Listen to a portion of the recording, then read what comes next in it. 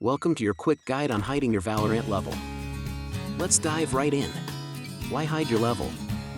Keeping your rank under wraps can give you a strategic edge in matches. The first tip: avoid using show-off skins that give away your experience. Stick to basic skins. Tip number 2, play with friends of varied skill levels, which keeps your ranking less predictable. Thirdly, don't reveal personal stats. Keep your past wins private for a more mysterious profile.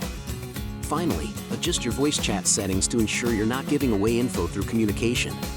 Now that you've learned these tips, it's time to put them into action. Good luck out there! Remember, concealing your level isn't about deception, but strategy and surprise. Time to surprise your enemies and enjoy some thrilling matches. Join our community for more tips and tricks on Valorant. Don't forget to subscribe. Thanks for watching. Drop your favorite hiding tips in the comments below. Catch you in the next video. Until then, happy gaming!